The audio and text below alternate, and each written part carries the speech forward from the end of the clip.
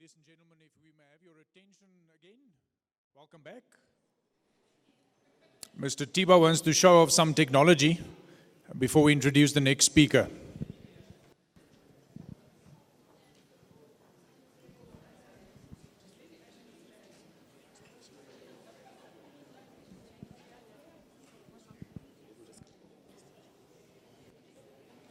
I think he's... For what? Can I carry on?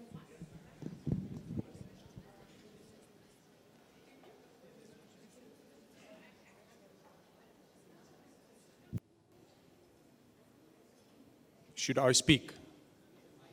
You need a mic.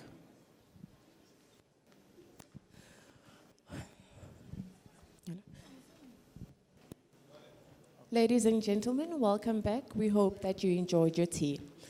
We'd like to reiterate that we'd like your comments on the speakers, panelists, and the moderators. You can do this by following this link, which leads you to the app. That will then show the screen. You then scroll down to the specific speaker that you want to rate. For example, Mr. Adnan Teba, you click on him there, and right under his name there, you can post your comment. And please do rate him as well, and all the other speakers and panelists. We'd also like you to post your general feedback, please. You can do so by following the link.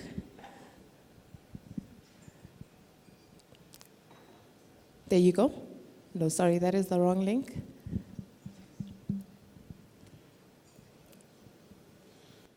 There you go. That is the link for the general feedback.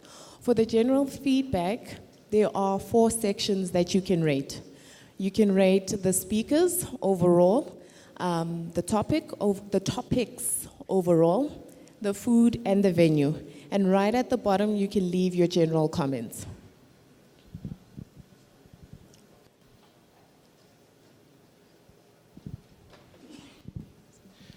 Ladies and gents, so this is going to be a bit unorthodox. I'm coming to you from the back of the room. I was asked to do this little demo as an intro to the next speaker. And so this is a live demo. I'm going to do it really quickly because we've only got 2 minutes and I've got to be out of here by 12 for mosque. So the one I'm going to show you here is an app built by a colleague of mine. Her name is Anne. You can check out on YouTube as well. She's visually impaired. Really, really powerful. The app is called Seeing AI. Seeing artificial intelligence, like physically seeing it. Now remember, she's visually impaired. And this is just cognitive services in an app that you're seeing on my phone. It's the first icon on your left, the turquoise icon. And I'm going to run some of these services. So when you open the app, it's blank. You're seeing the camera, you're seeing yourselves. And the first API I'm going to use is this one called handwriting at the bottom. And I've got someone's handwritten notes, so hang in there for a sec.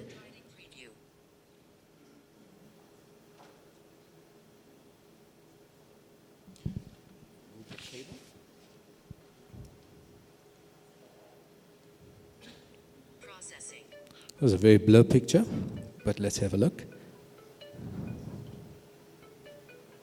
Memo, if I could kindly remind you to switch your phones to silent, but do keep them close by because we would like to encourage you to keep interacting with us on all the Vangi social media platforms we are currently living. We are taking note. And that's a bit of AI in action just to get you started, right? Handwritten notes from my mobile, reading it. You can scan a business card, it makes it digital, etc. So thank you so much for allowing me to do that short little demo there.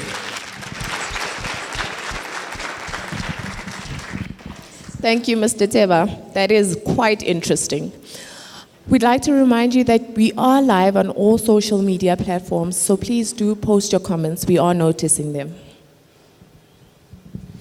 Ladies and gentlemen, and we're on to our next topic, innovation and technology towards a globally sustainable aviation environment.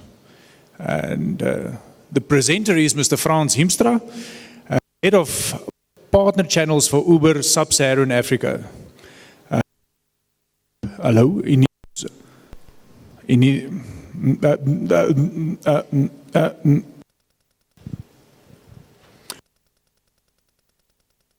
He's still focusing and I'm not focused.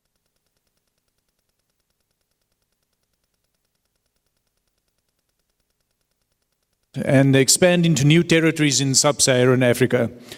He's been with Uber since September 2015, previously worked as a management consultant.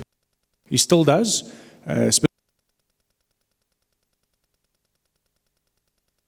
Distribution and the African development sectors. He grew up in South Africa, studied at Stellenbosch.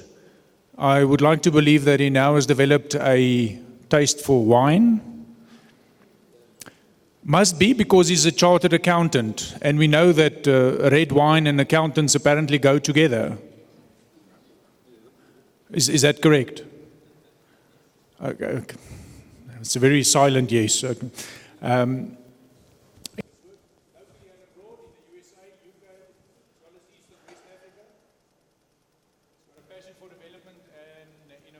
Local businesses and the creation or facilitation. Thank you. His passion is in the creation and facilitation of opportunities for small businesses. If you're a South African, that should be music to your ears. And has been able to do this through his management consulting experience as well as working for Uber. And please welcome to the stage, Mr. Frans Hiemstra.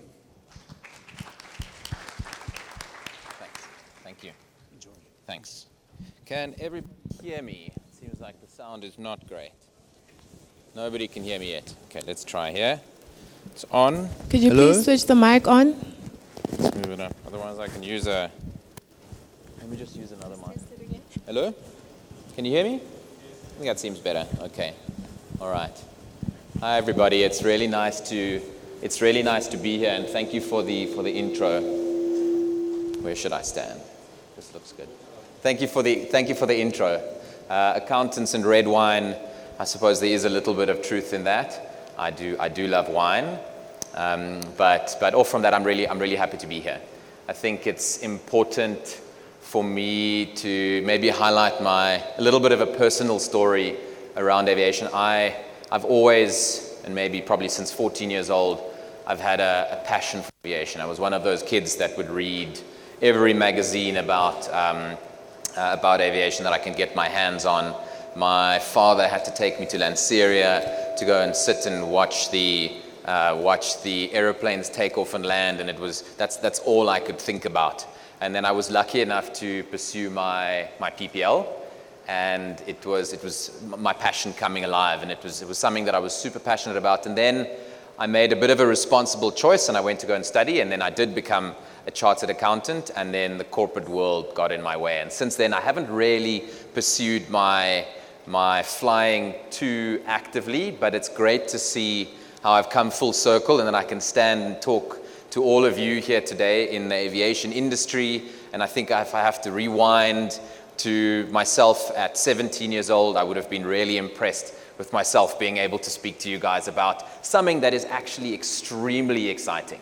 I'm here to talk to you about Uber Elevate, and Uber Elevate is one of Uber's next biggest bold bets, and I hope that you can resonate with it, as you all live in cities, or most of you would live in cities, and this is something that could potentially make your lives a lot easier. Now, when we started Uber, and I think maybe it's worth it to talk through where we started. In somewhere around 2009, our co-founders, Travis Kalanick and Garrett Camp, were in Paris at a conference, a tech conference, and it was snowing, and they were outside the conference at midnight, and they couldn't get home. They were stuck. They couldn't get a taxi, and they said to each other, imagine if I could take my phone out of my pocket and just click a button and just request a ride, and the next moment a car will come and fetch me. And that's essentially where the idea came. They went back to San Francisco, and a small group of tech people in the tech industry started carpooling together. And they put all their cars on this app, and the rest is history. And we started very small in San Francisco. We started as a premium product, a black car product. And if you see on the graph behind me, that's there we go. See on the graph, we saw that our growth was relatively impressive, and we noticed that people actually loved our service. They really started liking and using our service. We did realize that Uber doesn't work if it's just for the elite or just for people that can afford a black car. When I talk black car, it's the Uber Black, for those of you that have used Uber before. It's a BMW, an Audi, or a Mercedes-Benz that comes and picks you up. But we realized that that's not the way that we're going to be able to scale and give access to the masses. Then we launched UberX, and you can see the exponential hockey stick curve that we saw there in the city. I think that's San Francisco's growth. And we really started reaching out to riders that now had access. I remember my first ride.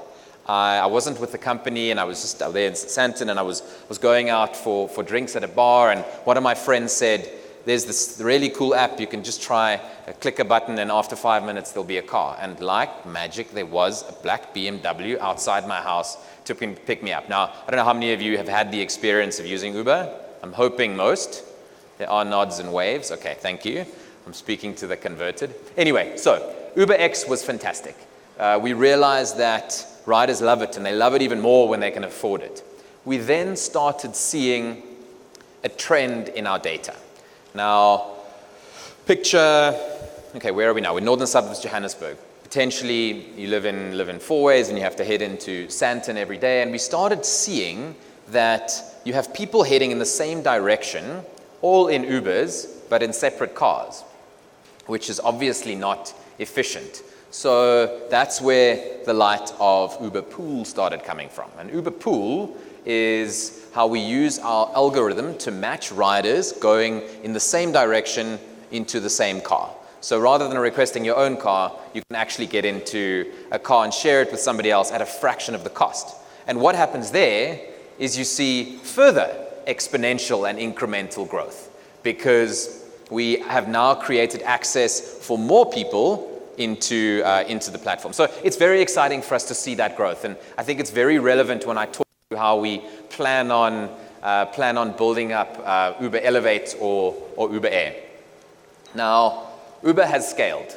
It's great for me to see that there's many people in the room that have actually used Uber, and over the last few years, we really have seen exponential growth. We've got 100 million riders that use our app every month. We're in 700 cities and 65 countries, and up until today, we've done 10 billion trips. Now that's a lot of trips.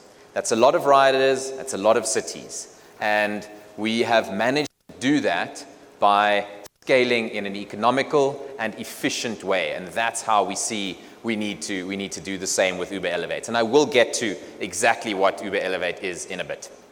Now, we've previously spoken about living in cities. Now, today, I think about half of the world's population lives in cities, and the UN estimates that by 2050, more than 2/3 will live in cities. That's 6 billion people will live in cities. Now, some of you would have sat in traffic to get here today, and some of you might live in Lagos, some of you might live in Paris, some of you might live in Dubai, and have all experienced serious congestion. Lagos is one of my least favorite. It's a city that I really love, but I do dread having to go there and sit in the traffic for hours and hours just to get to my office. I'm heading to Nairobi next week, Monday, and I am holding my breath for how long it's going to take for me to get from the airport to my office. And that is why we have identified this need. And the need is for us to go from being in the grid to above the grid.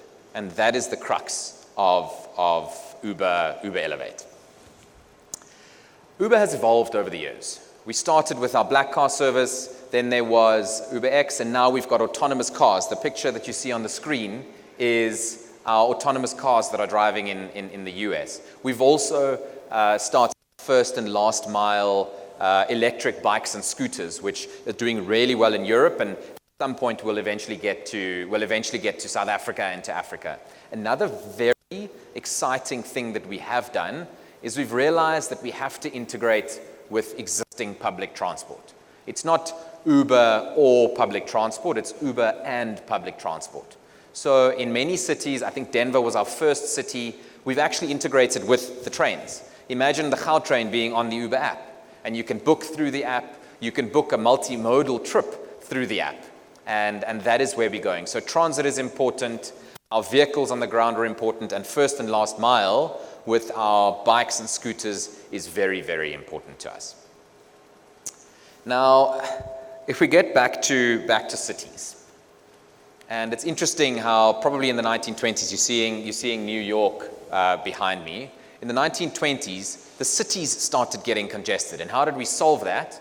We went from being two-dimensional cities on the ground to being three-dimensional cities. We went up. And all that allowed, it unlocked a whole lot of extra capacity in cities. Now where you could only have 1 million people in the city, you can fit 4 million people in the city because we went up and we went three-dimensional. And that is where we need to go with Uber Elevate. We need to go three-dimensional and move out of our two-dimensional transport landscape. It doesn't necessarily mean that the two-dimensional transport landscape is obsolete. It's a very, very key part of the success of Uber Elevate, and I will tell you a little bit more about that. So, in a nutshell, and how to show you in the most basic way how this will work, what you see on the screen behind me is a simulation of a trip in Los Angeles. The start trip is Los Angeles Airport, and the second point is a center. What do they call it? The Staples Center, and it's 16 miles. That's 25, almost 30 kilometers. And typically, the journey takes an hour and 20 minutes to do on a normal day. On an Uber Elevate, that same trip will take you 27 minutes.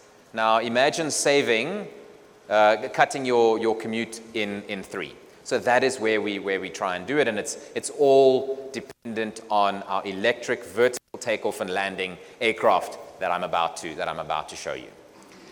If I want to rewind a little bit to the multimodal platform that Uber has managed to develop, which is so critical to the success of Uber Elevate. We've got our jump bikes for first and last mile. We've got our integration with transit. We've got our cars, UberX, Uber Pool with increased utilization. And that's all needed to create an end-to-end transport experience for our riders. Now picture you live in, and let's use this example, you live in Dainfern, and your office is, you work for, who's in town? ABSA is in town. I think they're in town? Yes. ABSA's in town. And typically, if you need to leave Dainfern to get to your office at 8 a.m. in the morning, you need to leave at like 6 a.m. to avoid is it 6 even earlier? Yeah, 2 hours, 1.5 hours to get there in traffic. Now picture this, you leave your house, you request your Uber. Uber picks you out at your door, takes you to the Skyport, and I'm going to tell you about a Skyport at just outside Monte Cassino. You get into the Skyport, you go up. As part of the experience in the app, you get into one of our aircraft. It flies you within 10 minutes. You land in the CBD of Johannesburg. You walk out, go down the elevator, jump on a scooter that takes you the last 800 meters to your office. That is your end-to-end journey, and that is what is possible because we have these multi-modes on our platform. What you can see on the screen behind is Rio de Janeiro. It's one of our big cities in Latin America, and what you see happening on the screen is those little dots are trips that happen on a typical morning. In the center, where you see the light, that's the city center, and that's typically how our Uber cities grow. It starts in the center, it will start in the Sandton, or it will start in the Cape Town CBD, and then slowly but surely expands out to, let's say, the Fourways or the Riversands or Midrand. And as it expands, it obviously creates access to the city center that the people that lived in the outlying areas might not have had. It's not perfect, because you're still two-dimensional. You still need to request your car and sit in traffic for an hour and a half, but you now can do it in a shared ride. These cities that we have, these established cities that we have, and the 100 million riders that are using our platform every month are one of our biggest assets. And this asset we need to use to expand to the bigger cities that we have and the first cities that we want to pilot. And on the screen behind me, you will see a number of cities that we want to take this to. The one glaring thing that I don't like about that picture, there's nothing in Africa yet. And it doesn't mean that Africa is off the cards, but this is a very difficult thing for us to do right, and we need to do it right before we can expand to all our other cities. Sub-Saharan Africa is one of the key markets for Uber for our normal two-dimensional ride sharing. So it is on the map. If you take a Lagos can benefit from this more than most cities in Africa, so it's definitely on the cards. And this is something that we need to take to as many cities as possible, provided we can get the buy-in from everybody. We can't do this on our own. Now, the question you might be asking is, how do we actually do it? It looks really difficult to get this right. And I've started highlighting a few things that we've got in our favor. And one of those things is obviously our 100 million riders. And those 100 million riders are going to drive the demand to the product. But what they do give us is data. And the data is important for us to be able to design the system and create a simulation so that we can know how to do it before we actually do it. Can I grab a bottle of water? So that we know how to do it before we do it. And these simulations that we design are going to simulate the entire customer journey. So we know where people are coming from, we know where they are going, and we know how they like to move. Now, this is a critical input for us into designing the simulation. The simulation also feeds into how we taking this above the ground. And how do we integrate with the air traffic control? I know that there are, well, this is an ATNS conference. There are definitely people from air traffic control here, and that's why it's so great to see that I was invited to talk here and being able to talk to you up front. We need to use the simulation, and we are able to use the simulation to see how we can integrate with existing air traffic. And an air traffic controller is going to shudder to think that there's going to be thousands and thousands of little aircraft flying above cities at 1,000 to 2,000 feet. The only way for us to make that possible is to work with air traffic control and actually build this network with air traffic control. How do we fit into general and commercial aviation, and how do we actually fit into the structures that exist, and how can we build the structures, the air traffic structures, so that we fit into it? And we have our models and our algorithms that we need to work to get this optimized. Now, I've spoken through a few things why we're so well positioned to do it. The first one is the multimodal transport layers that we have to integrate end-to-end, door-to-door transport with Uber Air. But something that I haven't spoken about yet is the aircraft. Now, that is something that I'm particularly excited about, and you'll see it come on the screen in a second.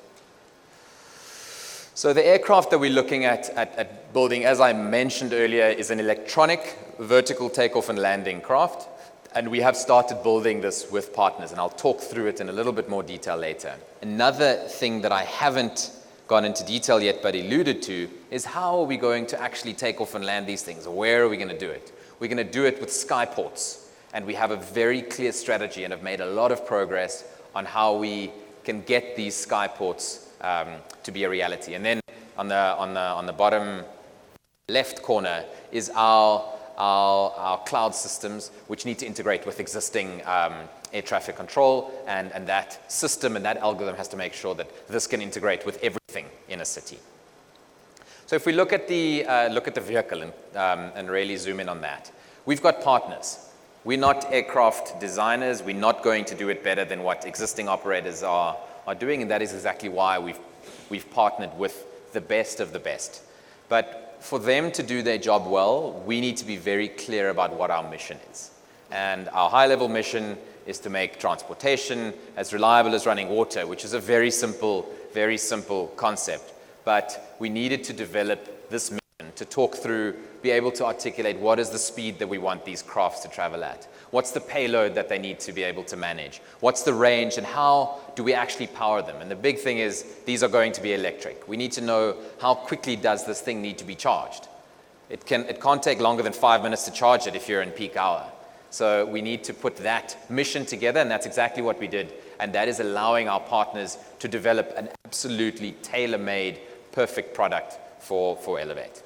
Now, Elevate is not just about commercializing this. It's not about just building the aircraft and making this thing a reality. It's also about how we work with cities and communities and how we make these environmentally friendly. And from day one, we decided these need to be green. We decided they need to be electric from day one, which is actually, while it's a challenge, it is an opportunity.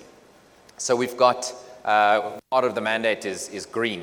They have to be battery powered, which allows us the opportunity to make these craft a lot quieter. It's multiple rotors, which make us have the ability to really make these, and what's the number? I think 34 times less noisy than what a helicopter is. So that makes it possible, and we need to be good neighbors to our communities. Communities are important to us because our communities are actually our customers. We don't want them chasing us out because we're too noisy. We want them demanding our service. So that's why we need to make sure that we do everything to keep communities on board. The next thing is obviously safety. Now, as we have created access for people that traditionally didn't use an e-hailing service or even taxis for that matter, we needed to create something that is undoubtedly safe. And it needs to be a perception of safety, and it needs to be really safe. And from the onset, safety has been a prime priority for us in the design of the aircraft, in the thinking through the air traffic control on the skyports. Everything safety has been our primary North Star that we need to and cannot ever compromise on. Now, I mentioned our partners. Now, you'll see names up here. We started with Embraer, we've got Bell, we've got Boeing, Pipistrel. We've got a number of aircraft manufacturers that partnered with us from the beginning. And what's beautiful is they've bought into the concept and are type designing exactly for us. They've been extremely collaborative. They've been working with our designers to build the products that we need. So they are critical to build the aircraft that we have. The next thing is, how do we manage the skyports? How do we think through making sure that the traffic flow is managed carefully? And that's how we use our data again. We use the data to know where people are traveling to so that we can pinpoint exactly where we need to put our skyports. And we have chosen specific cities and already mapped out. You see Dallas over there. Every single dot that you see is a skyport. Some are bigger, some are smaller, but we know exactly already to the building where these skyports need to be put. When we started, we had a very basic concept. It needs to be a retrofit takeoff and landing space, potentially retrofitted on top of a parking garage, and that's where we started. But that's not good enough to realize our launch goals of 2023. By 2023, we need to have put together what you're seeing on the screen behind me, and that is the concepts that we've put together with major architect firms globally and how they have started throwing ideas around and really designing skyports that integrate with cities. You'll notice they have to have clear links to ground transportation. Some of these skyport ideas are even on top of a highway so that there's easy on and off ramp from ground transportation to make this multimodal journey happen as quick as possible. However, if we want to go to the next level, past 2023, we need to get bigger than that. We need to get to in excess of 1,000 landings an hour, and this is what you're seeing behind me. These are the mega skyports, and they can handle between 1,000 and 1,500 landings an hour in peak time. It looks like it's space technology, but this is what we need to do to make this work. So if I can take you a little bit back to when I started, where we had Uber Black and we had Uber X and then we had Pool, we need to make sure this thing can work. And it's expensive. Imagine what the infrastructure investment is, the investment and development of the aircraft. And our easiest proxy is helicopter travel. Now, we don't see thousands of helicopters flying across the city, moving people across, because it's just prohibitively expensive. Now, for us to get this right, and our first step is bringing costs down through our quiet and electric vehicles. That's going to shave 1/3 of the cost off. And on a per kilometer basis, that's about the same as an Uber Black. So we're not there yet. We have to be better, and that's the near term. After that, we need to bring this cost down even more. And that we do through driving up utilization and making sure that this product is pooled. You can't have one person flying in one of these craft, you need to have 4 people full. And this payload efficiency is going to drive the cost down closer to an UberX price. That's still not good enough. The next step has to be getting it down and pushing costs even further down to start competing with owning your own car. And the only way we can do that is through autonomous flying, which we're already working on the ground. So autonomous flying, and 2, we need to get the manufacturing efficiencies the same level as automotive manufacturing. And we feel that is possible. And that's going to get us to a point where when you need to decide in the morning how you're driving into work, are you going to drive in your car and pay X, or are you going to take an Uber and pay X minus 20% or whatever that number is? We need to get you there, and that's what gets us really excited. Now, we have regulators, I'm sure, in the room, and we realize from the get-go we need to be very close to regulators. This is a very, very tightly controlled space, and without getting them on board from day one, it's not going to work. So we've already got we've got the FAA, Department of Transport. All of them have been on board from the beginning. They actually had keynote speeches at our Elevate Summit in June in Washington, and that's the only way we're going to do it. Make no mistake, we will not make this work in an environment where we do not have friendly regulations to this. So it's important for us to do it, and that is also a way in which we choose the cities to go to next. We definitely would love to be everywhere, but we need to go where we have smart regulations that can make this innovation work. A specific city is Dallas. Now, I showed Dallas earlier. Dallas has really proved, and with a small group of forward-thinking regulators, they have managed to put themselves on the map and really start driving the regulation in advance of us even launching. And as a result, we have focused on Dallas, and it's going to be one of our first cities. They've even created an innovation zone outside the city where we're going to do our first test flights, where we're going to demonstrate the product, and that's where we need to start. And it's fantastic to see these cities getting on board so that they can showcase to other cities, to Johannesburg, to Lagos, to Delhi, to Sydney. All of these cities need to learn from here and actually get on board. Now, I've taken you through the journey of Uber, and a very important thing is our multimodal options that we have, from jump bikes to transit to UberX to Uber Pool. But our biggest and our boldest bet is Uber Air. And we hope by bringing this first to the US and then to the rest of the world, 2020 first test flights, 2023 commercial operation, that we're going to have thousands and thousands of aircraft flying above our cities, moving people into cities, across cities, and making urban mobility really work, and actually making cities smaller. You can live far outside of town and manage to commute into work. So that is what our vision is, and that is what we are working to achieve. I have one video to show you at the end, and it's just a little sample of how we can expect to see a simulation of what you can expect when we actually launch this.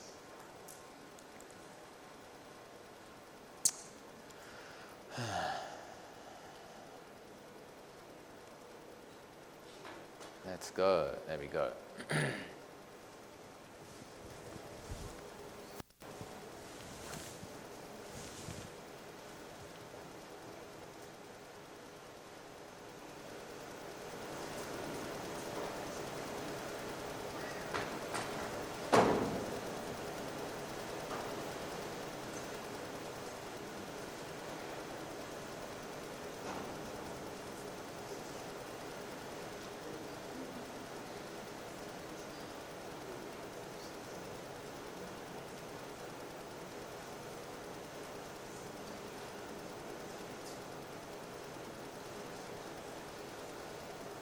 Apologies for the awkward silence. The audio doesn't seem to be working.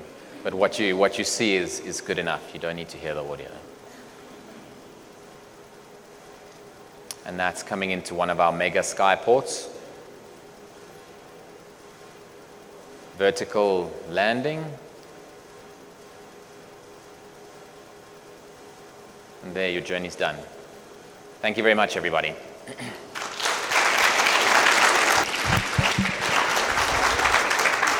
Thank you so much, Mr. Himstra. Please stay on stage. We're opening up the floor for a few questions, please. We are aware that he's not on the app, so you weren't able to post your questions. Can we have the mic going around? Does anyone have questions? Look, we have air traffic controllers in the crowd, so I'm sure they have a lot to say about it. I can just imagine what they're thinking with all the traffic in their airspace. Hi, sir. Could you please say your name and your question, please? Hi, my name is Kenny. I work in ground handling. So, of course, my question is related to the loading of the aircraft. It's not specific as to how much baggage or kilograms of cargo or bags it's going to take, and are you allowed to take long trips to Cape Town, or is it just city to city where you have a small luggage? Thank you. Yes, so it's intercity. So it's not intercity, it's within the city. So you can take a carry-on bag, a laptop bag, or a little tog bag. That's how we've worked out our payload for the craft. So it's definitely not Johannesburg to Cape Town.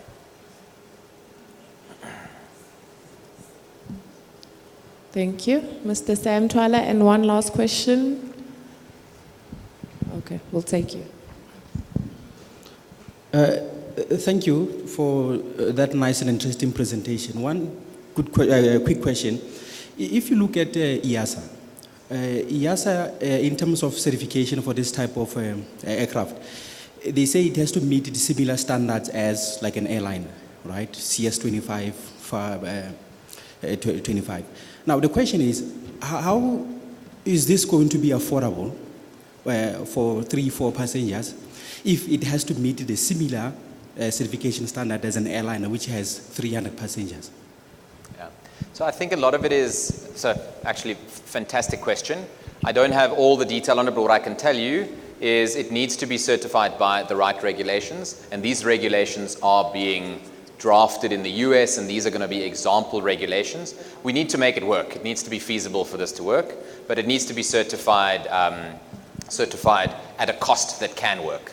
So I don't know exactly what certification it will require, but we will need to meet the requirements of the countries that we operate in, and at the same time we need to work with them to get the right regulations before we just plug into existing regulations. So it can't work if the regulatory costs are prohibitive. It's got to work. It's got to work for this.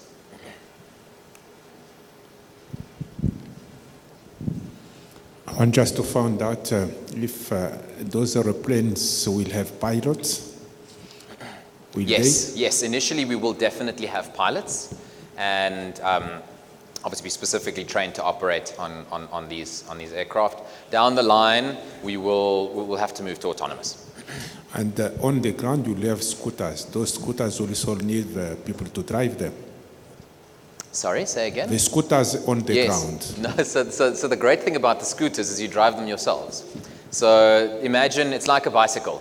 You get there, you just click, and it's not necessarily relevant to all cities. I probably wouldn't have bicycles outside this conference center, but picture in London or Paris, there'll be a bicycle that you get on, and it's an electric bicycle or a scooter that you stand on. But you'll be driving yourself. And now, if you have to pay pilots, how is it going to be cheaper than the normal transport? So we need to make the economics work. I think the big thing is our high utilization. It's not going to be these craft need to be operating all the time, and we need to scale to a point where the economies of scale make it work. We need to pay pilots what pilots need to be paid, and the entire value chain needs to be optimized so that we can make it work. Thank you. Here's the last one down here. Thank you.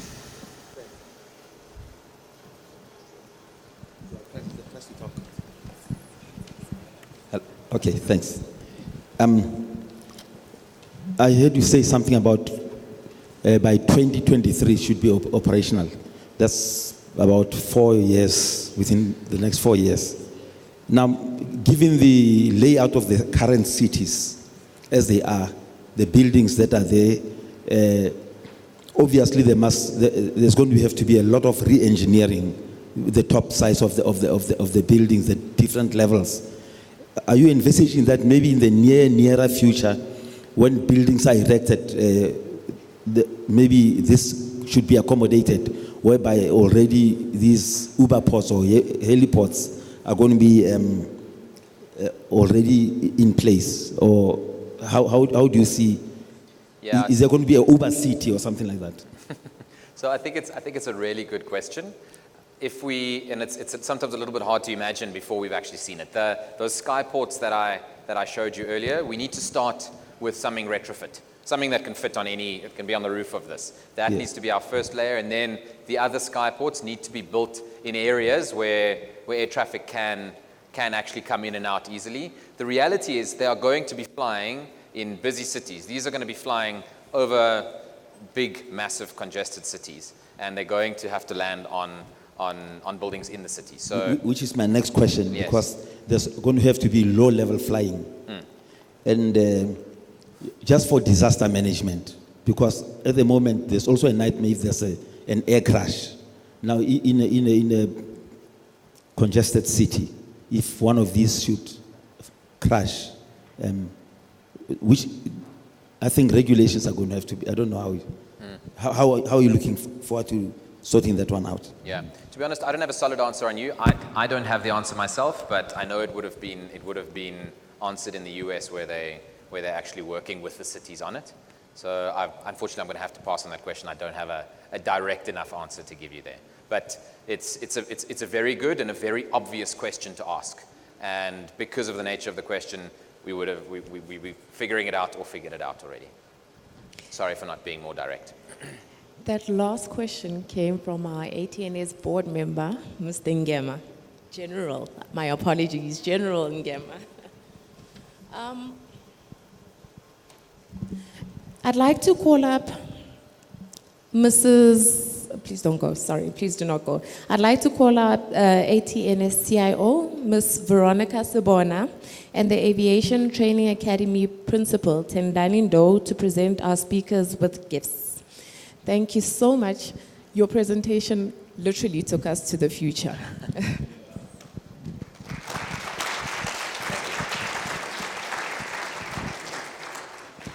May I also ask Mr. Teba to come up, as well as Mr. Twala.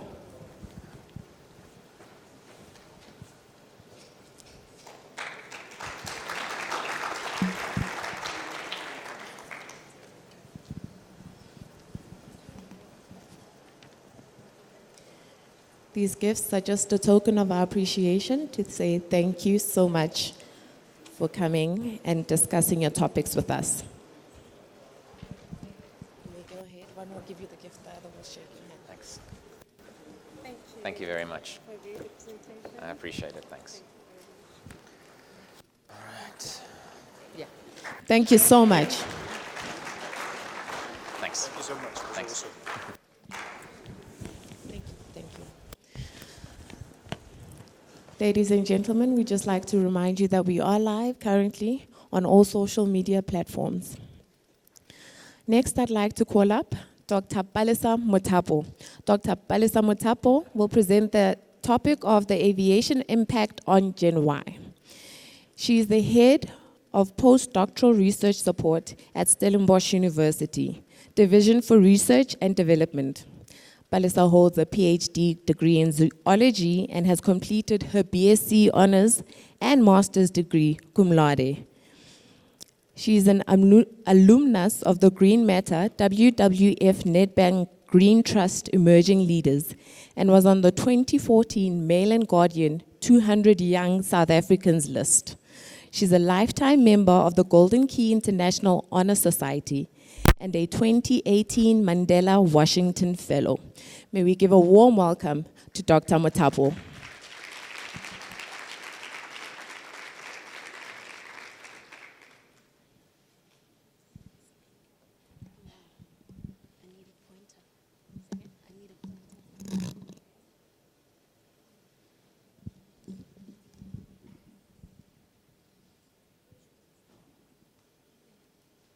We are looking for the pointer. Has someone taken it? Mr. Hemstra?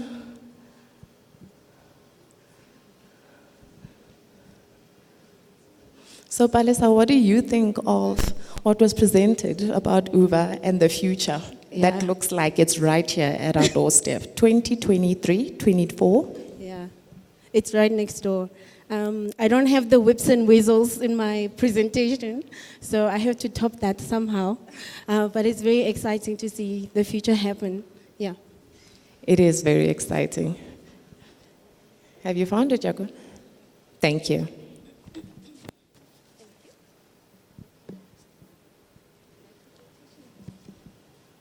Okay, hello everybody. I don't have the fabulous video from Uber, and I don't have futuristic stuff to show you, but I'm also feeling a bit of an imposter syndrome to be here with all the aviation people, and I'll show you why. How do I move it? I'm not sure where to point.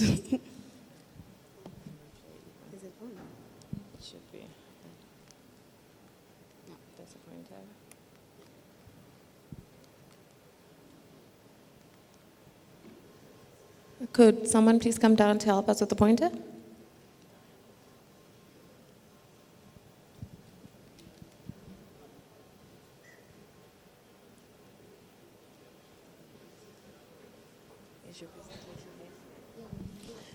Okay.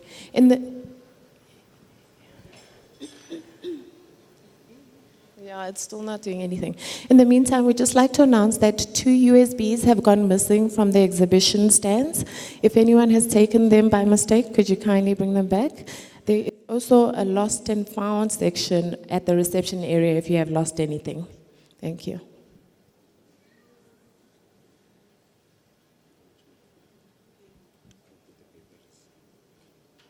Okay, technical problem. Okay, there's a technical problem. In the meantime, can maybe see some of the tweets that have been posted by the delegates.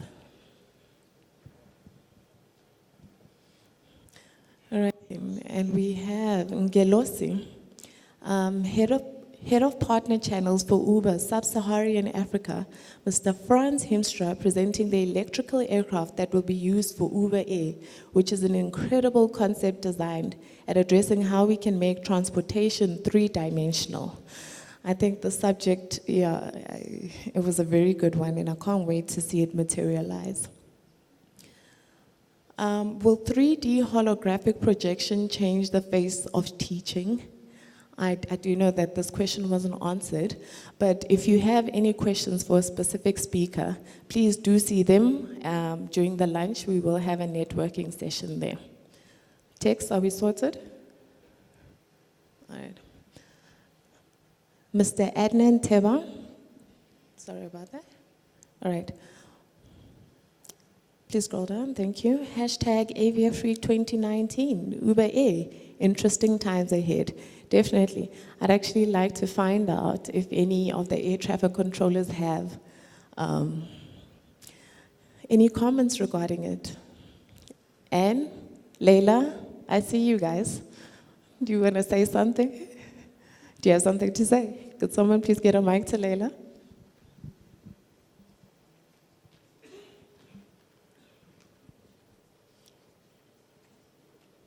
I don't know all the air traffic controllers, but I know you're here. So if you have comments, guys, please. Hi, everybody. Hello, can you hear me? Yeah. Okay, I'm not an air traffic controller. I come from a history of an air traffic service officer, and now I'm an AIM. So 2 things just came to my mind. The first one being, we've got a lot of planning of airspace. So maybe the idea of increasing our flight information services is a good one. And another thing is I can see the future of AIM in this.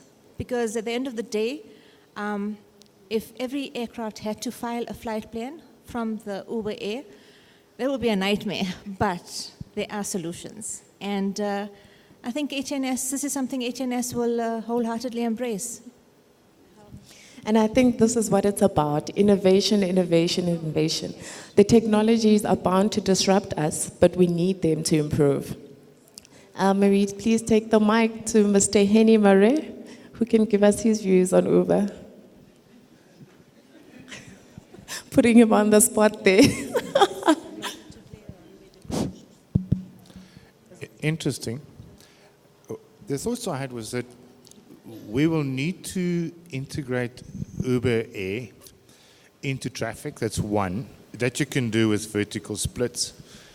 And in some geofencing, I would imagine. But how are you going to get those aircraft, because that's what they are, in and out of all those ports or skyports? The benefit of Uber Air is that the straight line is the shortest way to go. But to get them all in and out, you're going to have to get organized. So you'll have to do some form of standardized in and outbound routes for the skyports, especially when they get busier. In the beginning, it's probably easy. You can all go direct and talk to each other. But eventually, some of the benefit will be lost because we'll have to go back to almost what we have now in SIDS and STARS into airports. Not to that extent, but to move 1,000 aeroplanes an hour in and out of those skyports, you'll have to have some form of standardized routings in and out. And if you don't do that, you're going to have a lot of talking and a lot of inefficiencies happening around that port. So how we do that's going to be interesting. And I don't know where the FAA is with this. It'll be interesting to see what they are thinking and then how we evolve that whole concept to almost do an aviation system where it runs between big skyscrapers in a city and not losing the efficiency by becoming over-restrictive on routings. Thank you, Mr. Maria. It seems like this industry is going faster than what the regulations are. Thank you so much for your comments. Are you ready for us, Dr. Matsapo? I think so. All right, thank you. Okay, now it's working. All right, so I was saying earlier that I have serious imposter syndrome, standing here with all you aviation people, and I'm an entomologist. I spent my whole academic career working on ants, studying ant behavior, communication systems, which are quite applicable in your environment, but I'm not going to talk about that today. If you want to know, you can ask me afterwards. What I will tell you, here's a quick fun fact. I read a paper, it was actually yesterday, I put this slide in yesterday, about how Dragonfly wings could inspire new aeroplane flight controls. And dragonflies have very unique wings with a lot of neurons on them, and each wing is, it can act responsively to environmental changes. So these researchers at the Imperial College of London are kind of trying to be futuristic like Uber to see how they can improve their aeroplane wing so that it can respond to environmental change. Okay. But perhaps the reason that I'm standing here today is this program that I started at Stellenbosch University called Academic Innovation.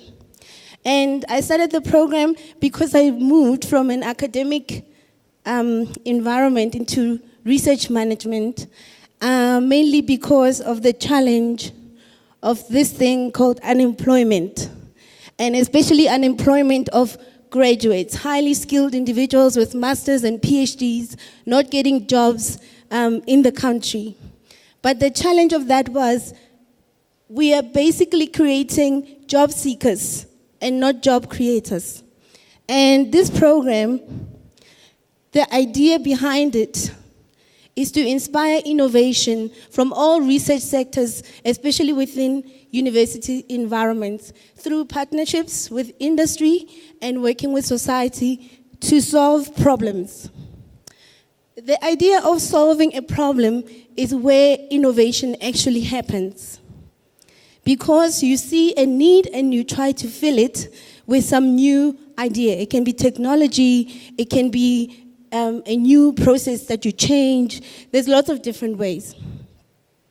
The focus of the program is to make sure that we put graduates in companies or government departments where they can be immersed, where they can be immersed in the environment. When you're at a university, as you know, the lecturers stand here in front like me, and I'm telling you something that I think that you should know because I believe in it, and then you must believe in it. And I do things a specific way, and I'm training you to do them the same way that I'm doing.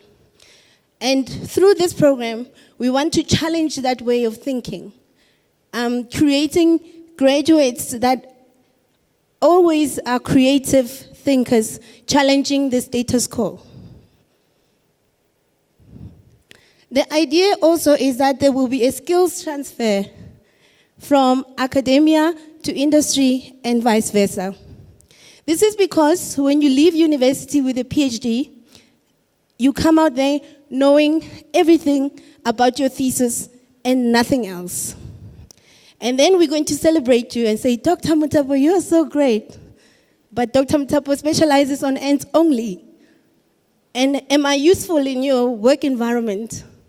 How am I going to apply that knowledge to solve society's challenges?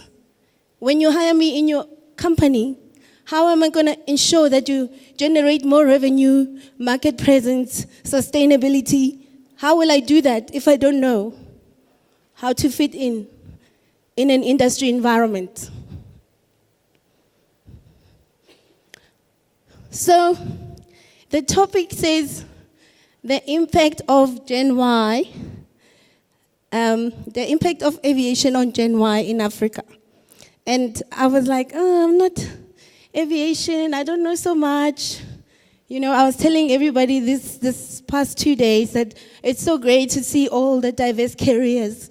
And all we know is the pilot and the cabin crew and nothing else. Maybe I might know about the engineer from watching air crash investigation, but most of the time we don't know anything about you and the careers that you're doing. Maybe it's time that you start communicating that, showing people the different careers that are available in aviation. So I took a different route and did the research way. I took the academic route in trying to kind of express what I understand about the impact of aviation on Gen Y. And it was good that I get to talk about Gen Y because I am a Gen Y myself. And we are risk takers and opportunity fetchers, and we have an insatiable curiosity. And for me, I felt all those descriptors are a perfect fit for me. And I guess this is why I ended up here as well. So, as I was doing some Google search and Scopus and Web of Science, I came across this article, in fact, 2 of them, same author. So, and I found this picture of the different airports and their connections, about 3,200. What struck me was how empty it is here. And I wondered, what is happening? We are supposed to be growing as Africa, as a continent. We are supposed to be a developing economy. What is happening here? And then when I read, it said, oh, we only actually have 1%, which is too little, of the global market. And you can correct me. And in this 2010 paper, this author also said, in the next 20 years, we should expect about 6% growth in air traffic transport over the next 20 years. But we know there's a big problem with infrastructure on the continent and challenges with visas. These 2 factors influence how we do business, and they influence our economy, and they influence opportunities for job creation. So we need to start thinking about doing something different, because young people want to do something different.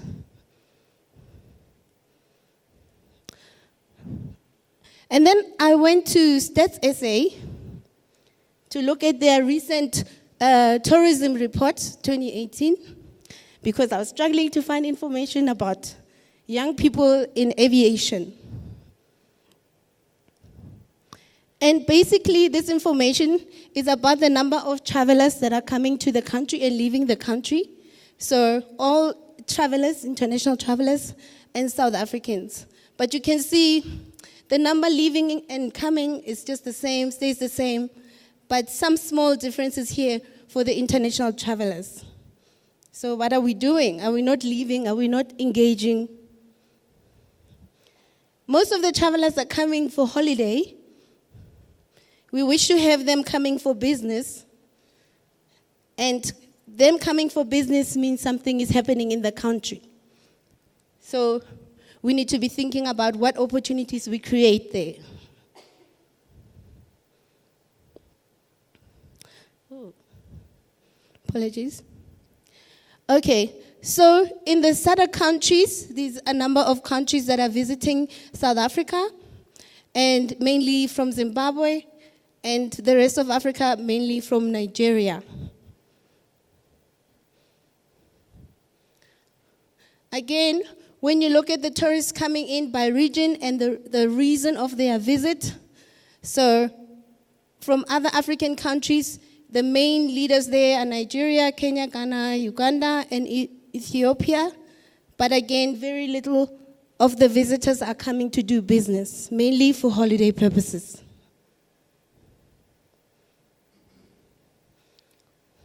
Oops.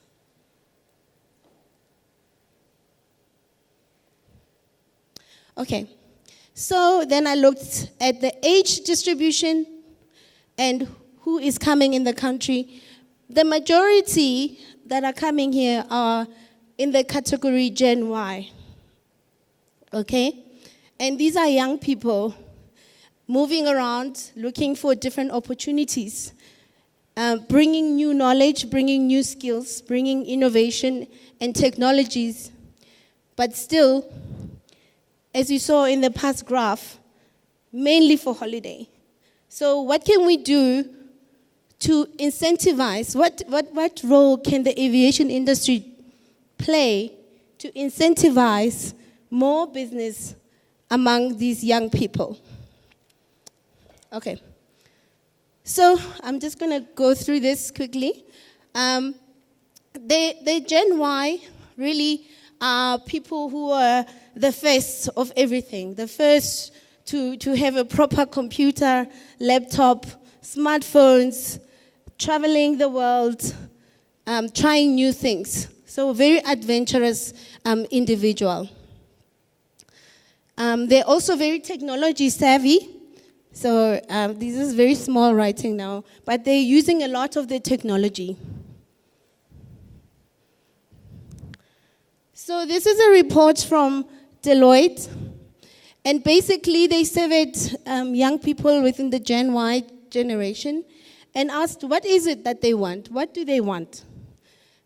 The bottom line is they want to make money. We all want to make money. They want to create jobs.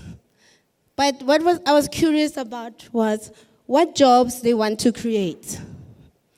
And then I continued looking for information. In this graph is a report from Statista 2018 that shows the airline expenditure worldwide from 2015 to 2035 by generation. So you can see we are going to 2020 in 2 months, but you can see later on that the most expenses will come from the millennials, which are the Gen Y. So we're hoping that as they're spending money for travel, that it's going to be for business and to create networks on the continent.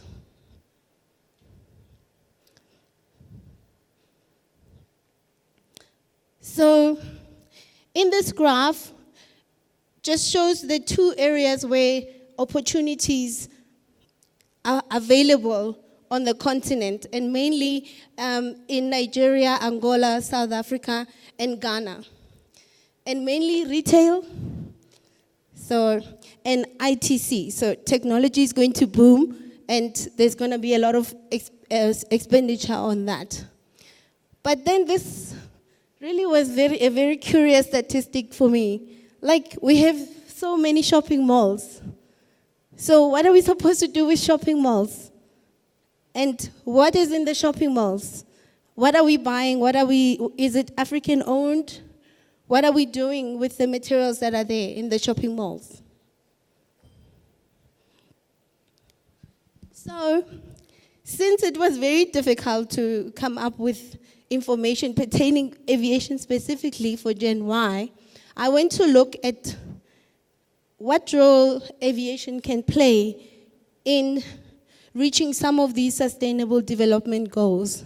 And these are important because they inform our practices in the future. We are also living in an era where we need to start focusing on jobs and economies that don't exist yet. And we need to build the skills and capacities to be ready for those jobs and economies when they do come.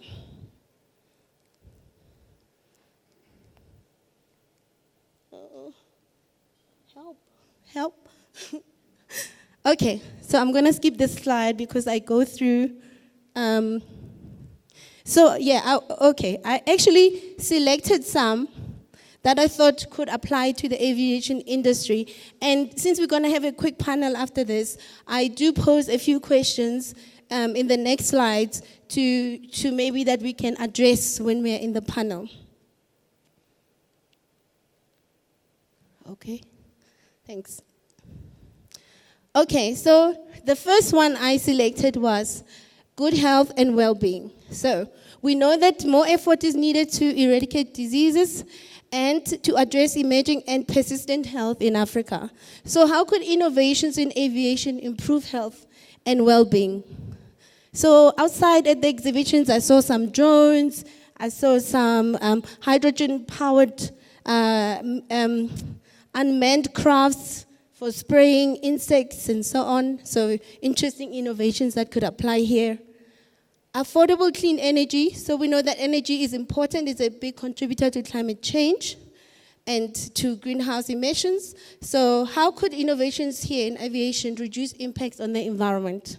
Do we need to use fuel? And what types of fuels do we need? There's biofuels and other options.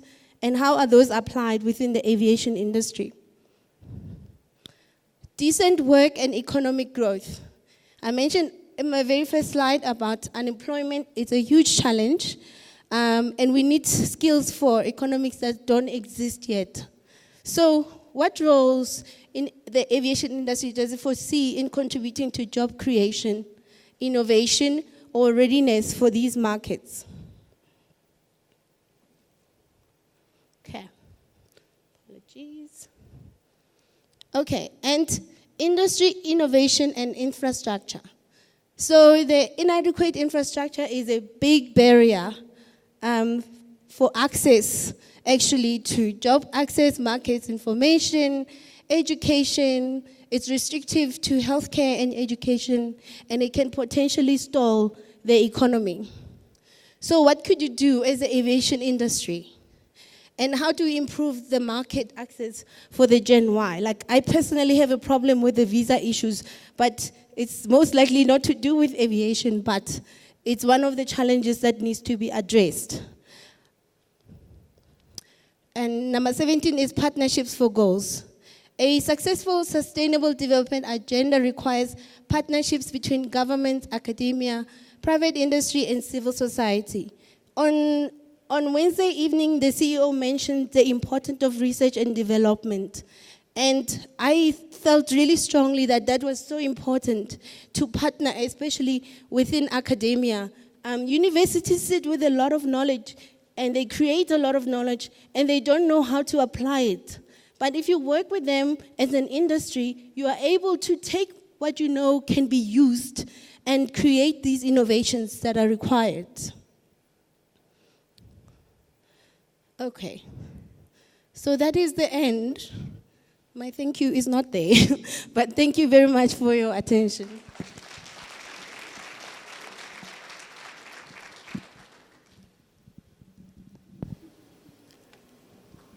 Thank you so much, Dr. Mutapo, appreciate it. So first question here, are you a job seeker or a job creator? Or which one would you like to be? I just want to confirm, just a second, sorry. Okay. Ladies and gentlemen, if you would join me in thanking Dr. Mutapu, and then we're going to go right into a panel discussion before we go into lunch. So the questions will be handled there. Thank you, ma'am. Appreciate it.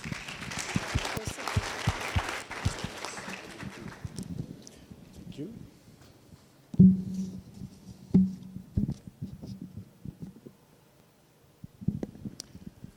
Right, last session for the day, ladies and gents. And as mentioned, that will be a panel discussion. I would like to introduce Ms. Prudence Mabitsela. She's Managing Director and co-founder of Dynamic DNA. It's a learnership training academy in South Africa.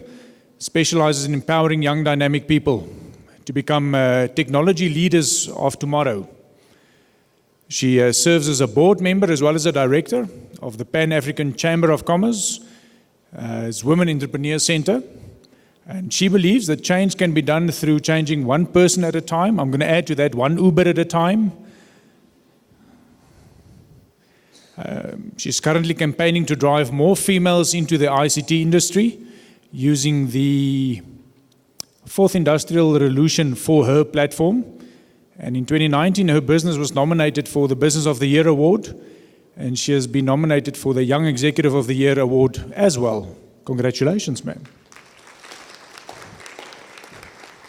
So I would like to hand over to Ms. Mabitsela, and she will handle our last panel discussion then before we close for the day. Thank you.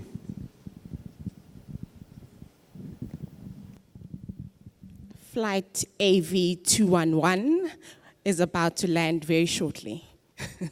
I just had to say that. Welcome everyone, and thank you very much for having us. I'd like to welcome the panelists to come through. And we have an interesting topic to cover. Our topic is around the Generation Y and how it impacts on Africa altogether. But I don't want the panelists to be limited to just the Gen Y generation. I want them to also touch on the Gen Z generation, which are our kids at the moment, and how that actually impacts them. Please come through, ladies. Lebu, Zarif.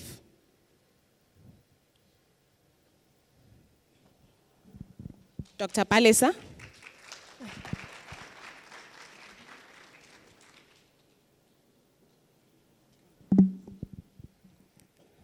All ladies. I'm empowered for sure. So I think the past 2 days, we've seen a lot of men being seated at the panelists' discussions, as well as a lot of men that have been standing here speaking in front of us. And this is truly empowering to be seeing females within the aviation industry, females that are leaders within the industries that they are part of, seated here at the moment. Please introduce yourselves, ladies.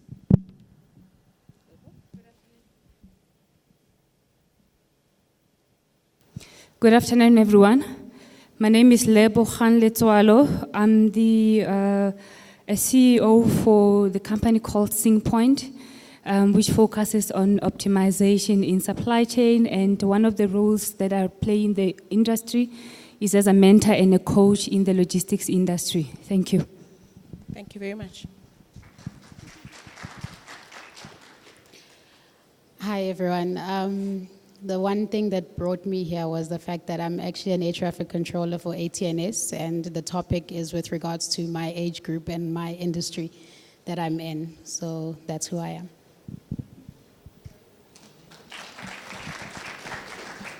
Hello, everyone. I just met you. I'm Palesa Mutapo. I am the head postdoctoral research support at Stellenbosch University. In my portfolio, I focus on capacity development for researchers who are high-skilled, so they have PhDs, or they are early career researchers within the academic environment, and I do industry engagements. So since there's just the four of us, right? I think we're just going to enjoy this one because we are standing in front of people's stomachs. After this, the actual event ends and we have to all go and start eating. So let's try and ensure that this is an exciting aspect of the event and we end it off on a bang, ladies. So one thing that I want to ask you ladies is, how do we think we have enough opportunities that we are giving out there to the youth of the country, specifically the Gen Y generation?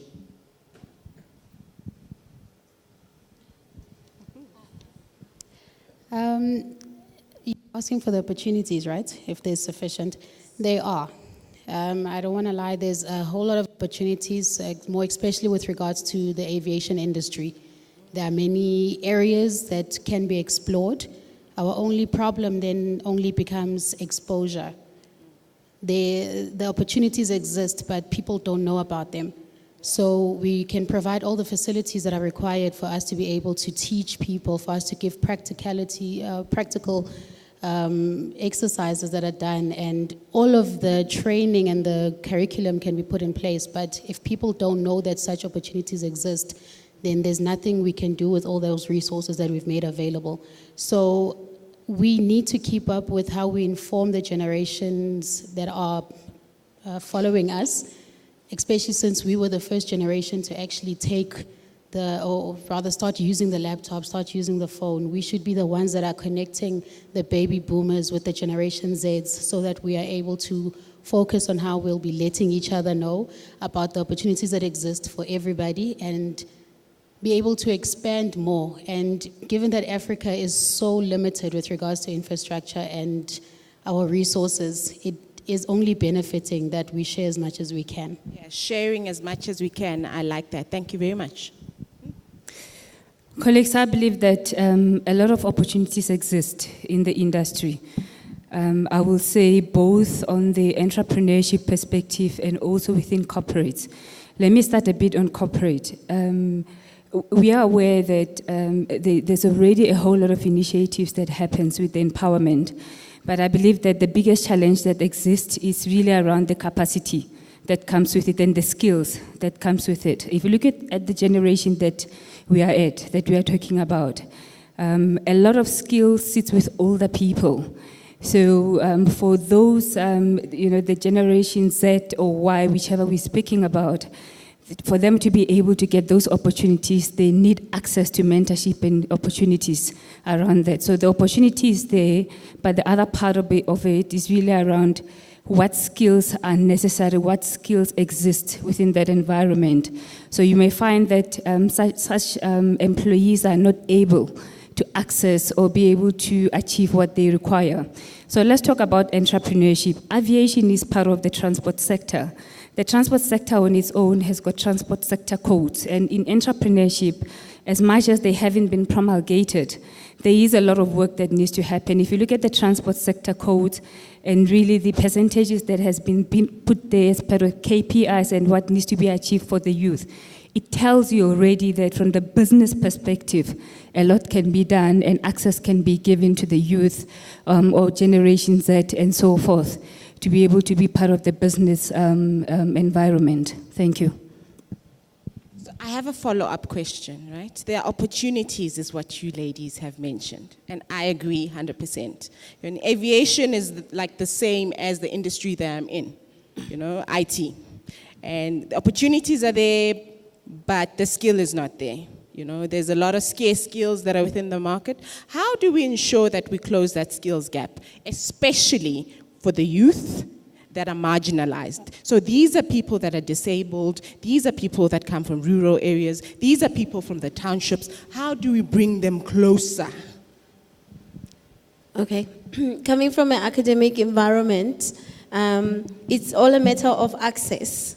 So you need to provide funding. You need to provide funding for those scarce skills, like in aviation, where you don't get a lot of people coming into it. And improve how people can learn. So it's very difficult to get someone from a remote area and try to bring them into a university that's very far away. It's cost, they have to live there. It's just an extra cost. So that's why it's very difficult for people or young people to get to university if they don't have adequate resources. So I feel that there is a need to improve their access, maybe use technology, maybe have mobile classrooms. Instead of having to travel to a UCT or a Stellenbosch, you can go to a communal hall or some place where the classes can be streamed and you can log in that way, do distant learning, but you still have access to that knowledge that you require in order to build your skills. In the perfect world, I agree. So this is going to be very interactive. Eh? In a perfect world, I agree. We can say we can put up halls, but do they have access to internet? Do they have, access to skilled people within the rural areas? How are we going to ensure that that barrier is actually closed? Yeah, so we have to take responsibility. If you are in a position of privilege, you are the one who has to take much of the responsibility to reach out and make sure that the resources do get to those people. I want to give an example with registration for university. Stellenbosch is a small town, but there is a township right next door.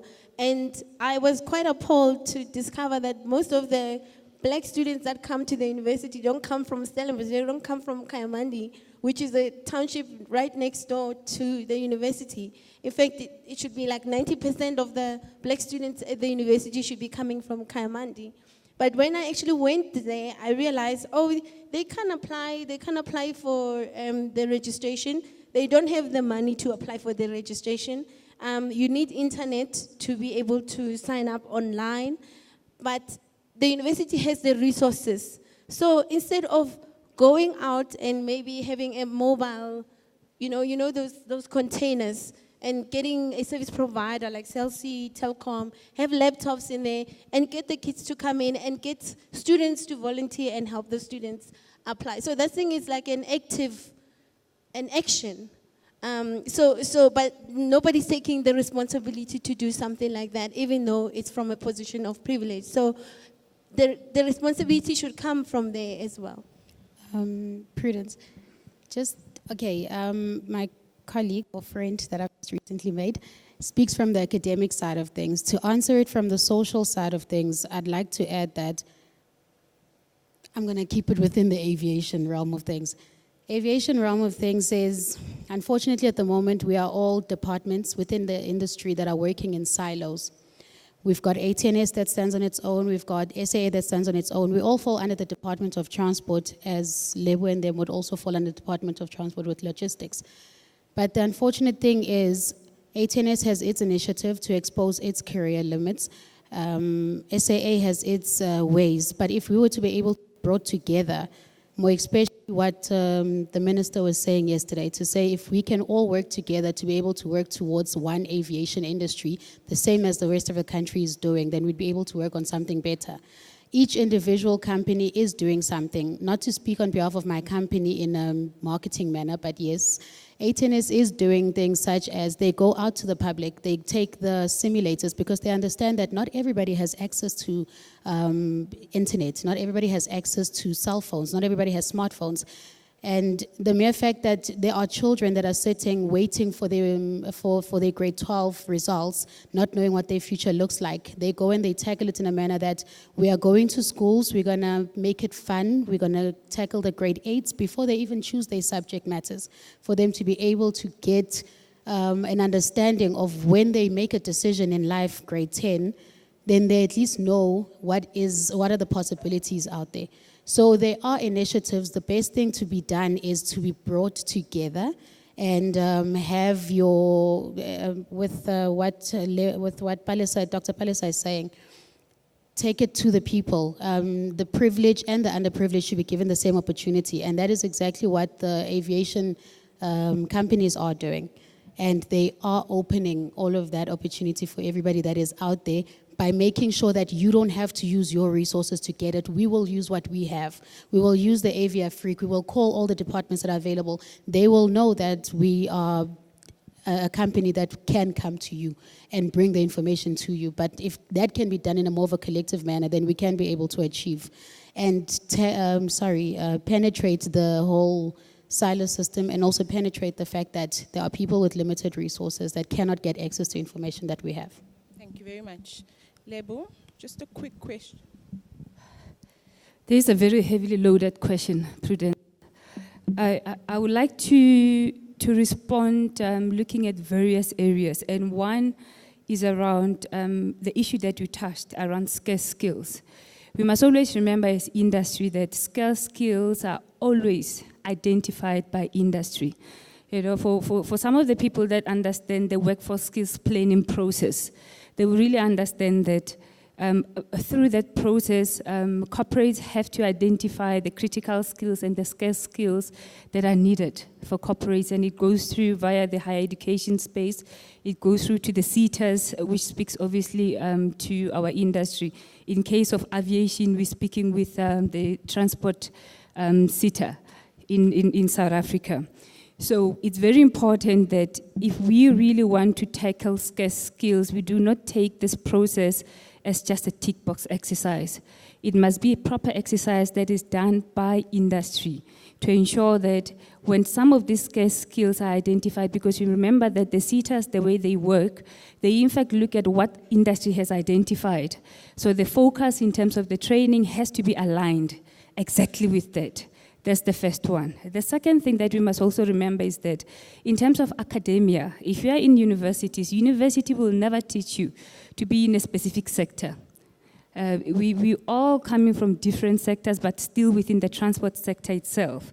And you know, that obviously puts some pressure on the corporates to ensure that a certain level of mentorship happen, certain level of coaching happens, certain level of access on the site visits is already given to students at the university level. The third part for me is really around collaboration in the industry. So we should not even place this whole thing on either a corporate or a government sector. Industry requires an integrated, collaborative approach where you look at professionals, academia, corporates, and so forth coming together to be able to deal with the pandemic that we have. And really around ensuring that when students are still at universities, they are being able to be given access into the industry so that there's those workplace readiness programs, and that you are able to take it further to the rural areas. And because what has been raised here in terms of social issues is the critical area, because in the urban areas, just about anyone has got access to information. Go to the rural areas, that is where we have a bigger challenge. And the question is, how do we give access to just about any child? How do we create hope for just about any child that's seated in the rural areas? Thank you. So another question. Does this work? Everyone able? So we all know Generation Y, a lot of them, if you've seen the stats, a lot of them are unemployed. A lot of them have lost hope. A lot of them are not dreaming anymore. We've seen earlier on from France's presentation that, you know, there's disruptive technologies that are taking over, emerging technologies like AI, what we've seen earlier on from Microsoft, but we've also seen that there's Uber Air that is coming along, right? How do we see this playing out practically in Umtata as an example? Do you think the child or the youth that's there, they'll start dreaming beyond, or how will this affect them, the Gen Y at Umtata, seeing an Uber Air? Prudence, they're already thinking that far. And I am really sure that there are many of our generations, many of our individuals across the many generations that have thought of that idea, but obviously, you know, limitations with regards to who to pitch it to. But there's a very high number of pilots, South African young pilots, or student pilots that are in flight schools that are training. there's a high number of students that are flying in, being sent in by the different governments from different countries to come and practice or be pilots, because there's a certain quality of service that we do provide in South Africa that actually benefits the entire country, be it through piloting, be it through air traffic control and any other resource that we are able to provide. They're dreaming about it already, and it's just a matter of it getting to them. And if they see something that is an opportunity such as Uber Air, that won't be limiting them the same way that there are other regulations that say you must have this for you to be able to get that, and you cannot get funding for it because you are either unable to access the funding because you don't know about it, or you genuinely don't meet the criteria. Such opportunities such as the Uber Eats and the Uber Elevate and the drones are going to be able to broaden the minds of the young South Africans so that they are able to actually think in another dimension, in another angle that says, I don't have to be sitting inside the aircraft for me to be doing what I'm doing. And then it also opens opportunity for them to say, if I'm an air traffic controller and I start thinking about it in a manner that there'll be unmanned aerial vehicles that will be flying, at least I can now think up of another innovative idea that will assist the air traffic controller. So it basically broadens the aviation understanding, and it broadens whatever it is. And with them sitting Mthatha in a new airport that has been opened, and they identify the little challenges that that airport has, and they have people that they can be able to communicate with, or a government that supports their idea of bringing a new innovation into how they can improve Mthatha. They start out small. Next thing, they'll be working at OR Tambo at the behind the scenes, and not being the air traffic controller, but being the engineer that actually says, I got exposed through talking to the government who brought this to me. But again, it goes back to alignment. If we, if our government and ourselves are talking the same language as an industry, then those questions should answer themselves as soon as they are faced with them as kids. Because I'm trying to think of it. I'm that child who's 25, no longer a child, obviously, at that point. I'm 25 years old. I'm living in Mthatha. I've been unemployed for a long period of time. And now I have been dreaming about this, because Gen Y, Gen Z, they think very differently than anyone else. And there's this part of it that comes into play, which is Uber Elevate. And it brings upon a different way of thinking now. People start over-dreaming now. Now they think outside of dreaming, and now it's a reality, And probably at that point, I start thinking, I can do it. You start seeing opportunities around you. You start thinking, I can possibly become another entrepreneur, another competitor for Uber Elevate. Debo? I believe one of the things that we need to do is we need to take incubation to the next level, to the rural areas. Incubation currently is within cities. If you look at incubation hubs that exist, they are within the cities. So we need to empower people in rural areas within those environments. There's a lot of funding that is happening with the cooperatives. Those cooperatives need to be empowered so that they can empower people within the rural areas. And the focus of the incubation hubs will obviously within around fostering entrepreneurship and changing the mindset of a child in that environment.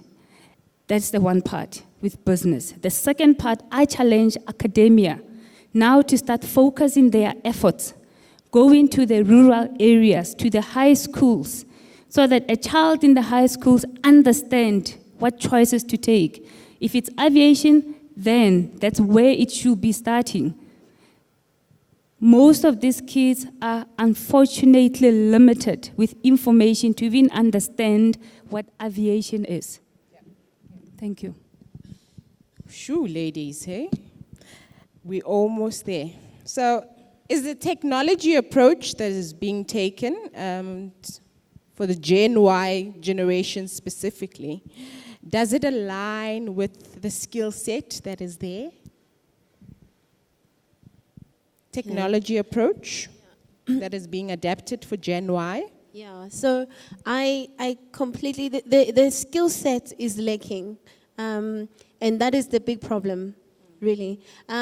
So if you want to be using technology to create applications, to solve problems by, creating applications is like the thing now for everything, create an app, but you don't know how to do that, and also you don't have the resources of how to do that. I'd like to agree, because in the rural areas, for example, if you want to use the internet, you have to go to town. Sometimes it's like a half an hour ride. You have to use taxis and wait in the taxi, and it's like a whole thing just to go use an internet cafe. So even if you wanted to be able to be, get your finger on the technology, it's very difficult to do that because you don't have access to it. And the only ones who have access to it are those sitting in the city.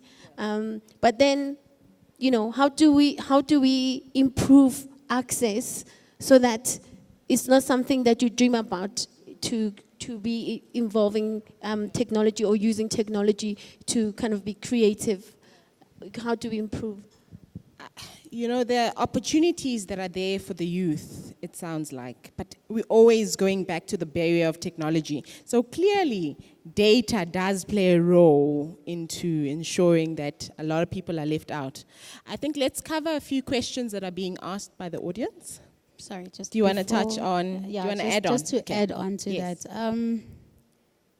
Companies are, and every company that has presented here through these few days, companies are preparing for, as much as Dr. Linda Meyer did say that we are, the fourth industrial revolution is so 2018, we are actually talking about the past, and that's what we seem to be aiming for. Unfortunately, as a continent, that is where we stand, unfortunately.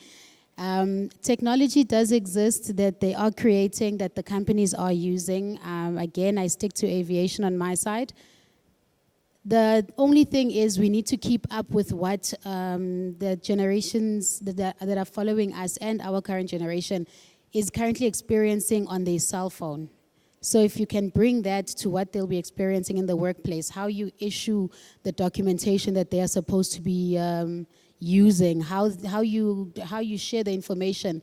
As Dr. Malinga said, that we are a sharing generation. All we want to do is, I am going to sleep now, I am waking up now. So we wanna, they want to know that we are communicating on their level.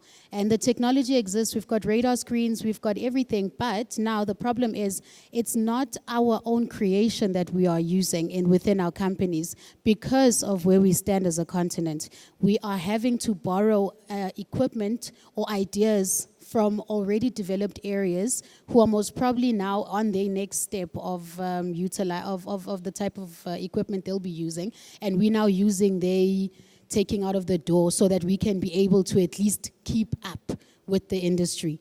But aviation is developing. We've got the drones. We need to get the regulations in place. We've got the radar screens. We just need to make sure that Botswana is actually able to is competitive with South Africa.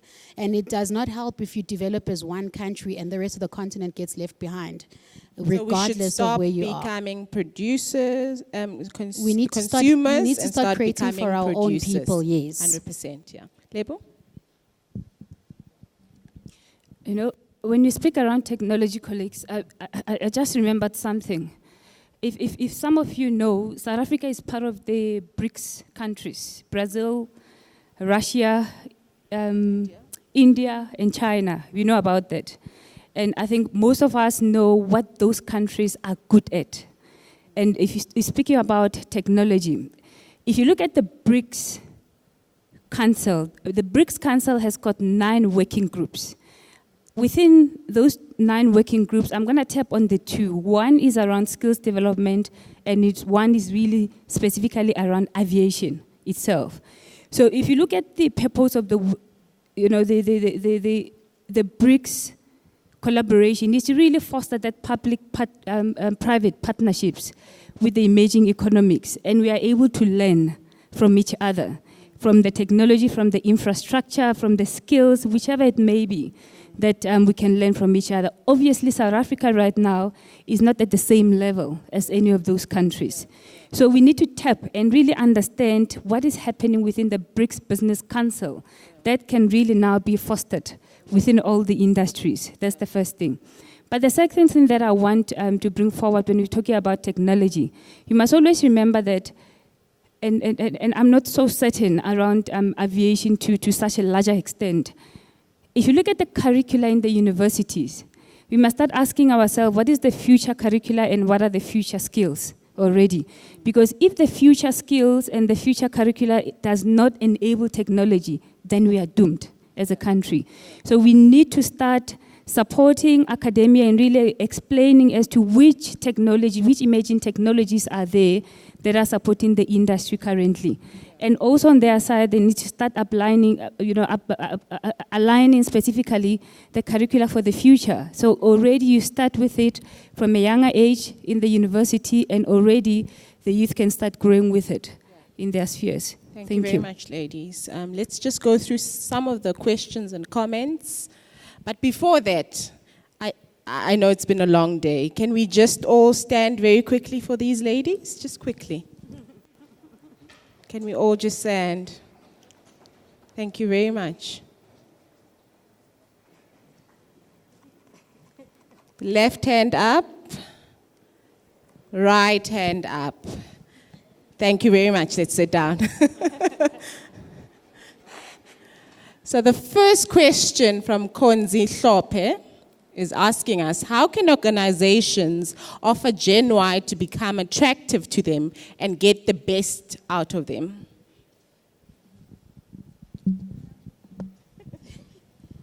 By the companies bring out their big guns. For instance, no, I'm serious though. SAA, it was a drive that they are currently still running actually. They went through the media. And in going through the media, they understand that people know that there are planes that exist. And I always tell this story when I was playing Martini on the street, and the only thing I knew about aviation was a plane passing by, and I always assumed Mandela was in there. So we always asked for him to give us sweets. So they never came. But by them bringing out their big guns, the SAA is actually going out to the schools and letting the children come and play with their simulators, with their flight simulators. ATNS is going to the schools and letting the children actually play around with crashing planes into each other just to see how you think. The websites have interactive games. So the best way to attract is by actually need to step up to their level, not come down to their level. We need to step up to their level. We need to make things more fun. We are recruiting people that are coming straight from being matriculants, because aviation, unfortunately, not a lot of what we do is provided in universities. Everything is provided by the company that is going to be hiring you. So when they come to you and they say, this is how our job is done, and look how interactive it is, and you are not going to be laying back and not understanding what you're doing, here's what we do. And if they bring it to them and they bring out their big guns, and I'm in a flight simulator, listen, tomorrow I'm waking up and I'm a pilot, and we are not negotiating it. So they need to bring out their big guns, and the best way to make sure that the people stay is, now you need to start where you are willing to finish. Where you have started is, I have brought you in. Now, to keep you here, I am going to make sure that I change my policies and regulations to accommodate your generation and the fact that you are constantly on the phone and you don't believe that I should be at work to work. And people are making millions of rands through being on Twitter alone. Yeah. Imagine if you took aviation to that level. Crazy. Sounds like we're dealing with a very different type of generation altogether. You know, we have to change our way of doing things in the organization just to accommodate a certain generation. That's the only question that you actually had time for. Thank you very much, ladies. I think this was an insightful panelist discussion. I think one of the best out of them all. Thank you very much. Let's clap for them. Thank you.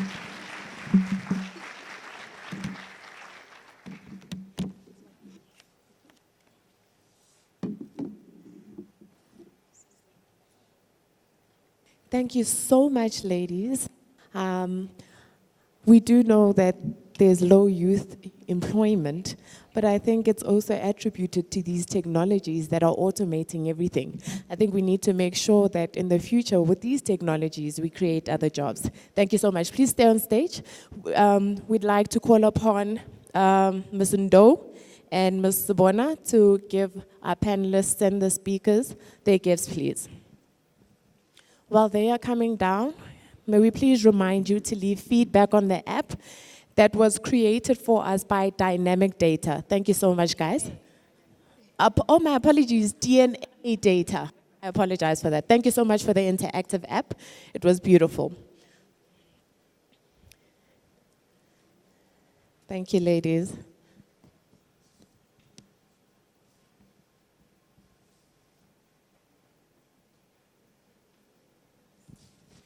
Would like to remind you again to post all your pictures and comments, the AVIAFRIQUE 2019, on our ATNS pages. The handle is at ATNS SA. Please don't forget to use the hashtag AVIAFRIQUE 2019.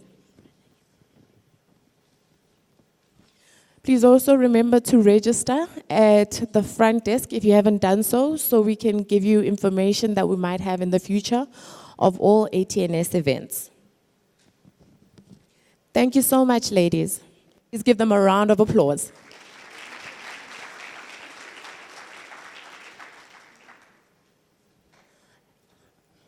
Next, we'd like to, last on our program that is, we'd like to call off on the executive of ATM and CNS Planning, Mr. Jeffrey Machoba.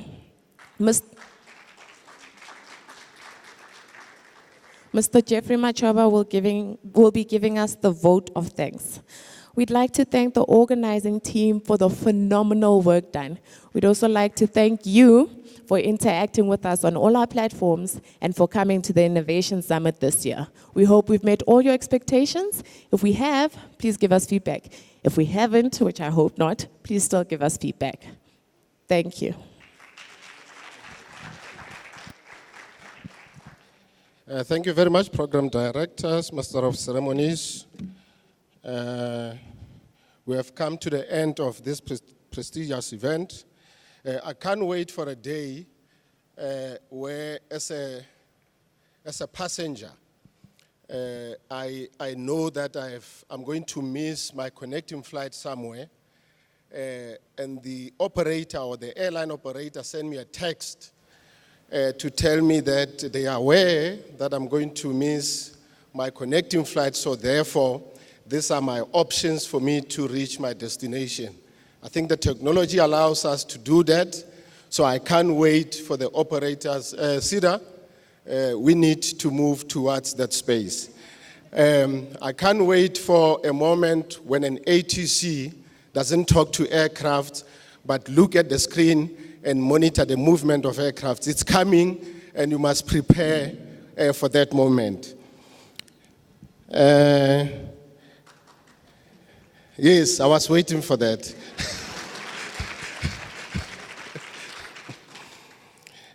We have come to the end of the Avi Afrique Innovation Summit.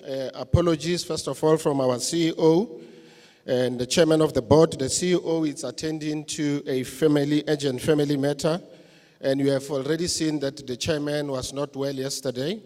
He had a car accident, so he sacrificed his well-being yesterday by being here, so apologies from them.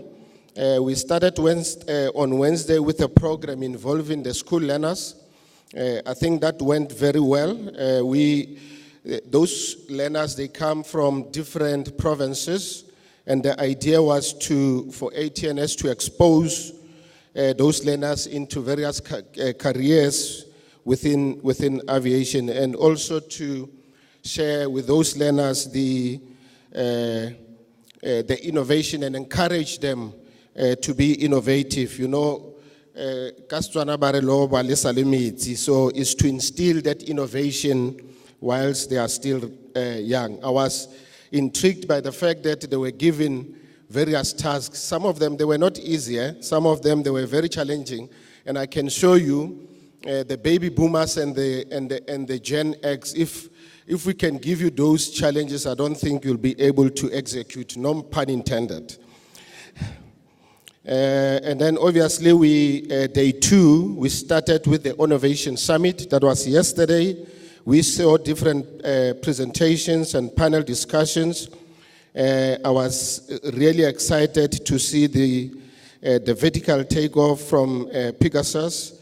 I think that's an opportunity for Uber and Pegasus to collaborate on that issue. We also saw some disruptors discussions, the vulnerability to cyber attacks, and the future workforce that is coming.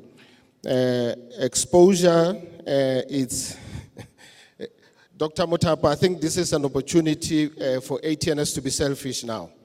We want to give you a challenge.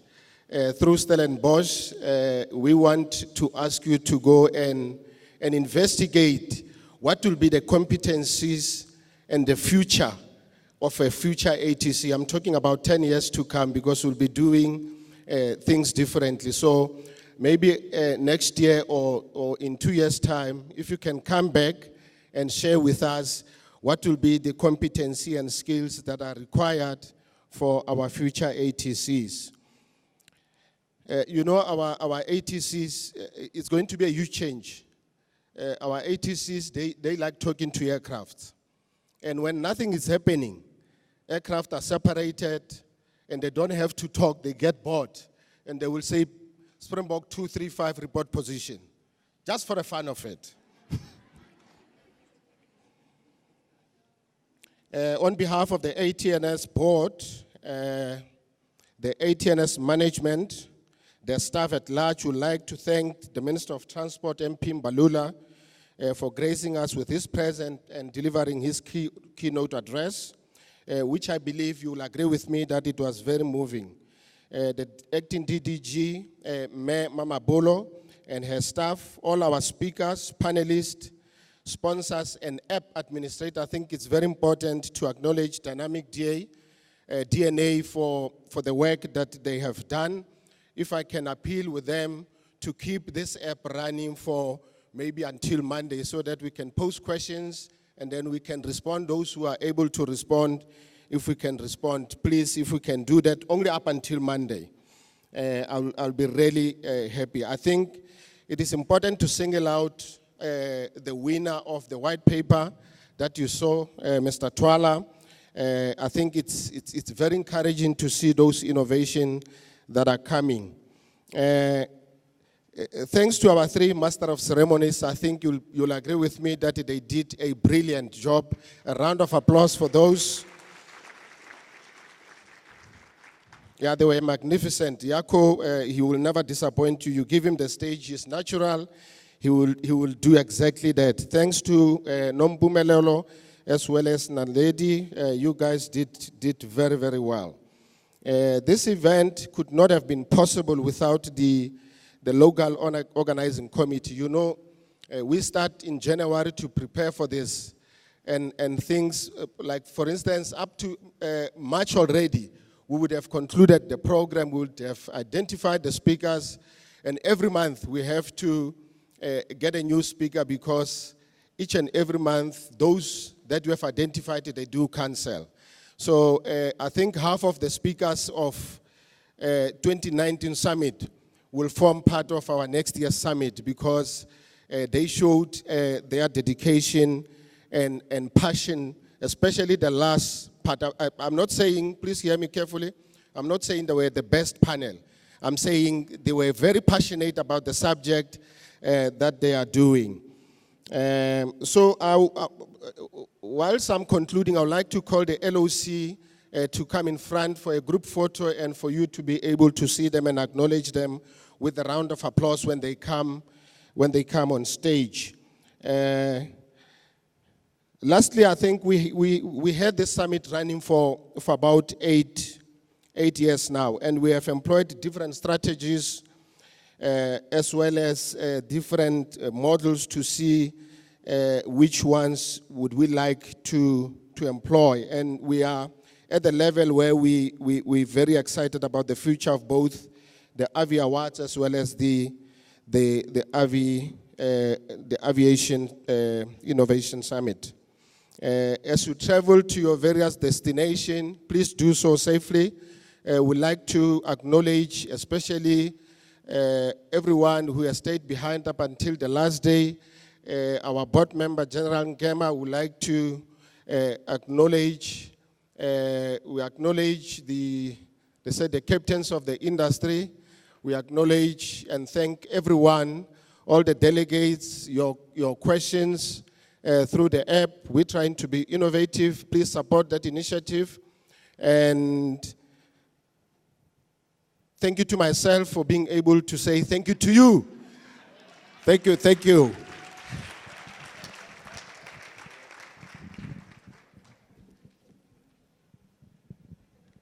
As they are coming, we'll take a group photo and then we'll disperse.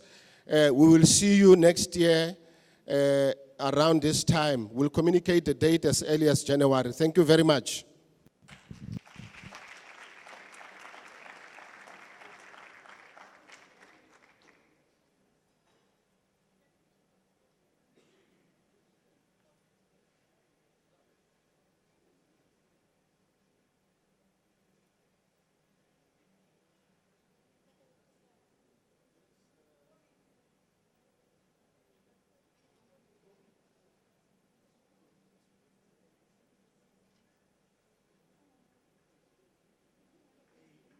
Mpumi.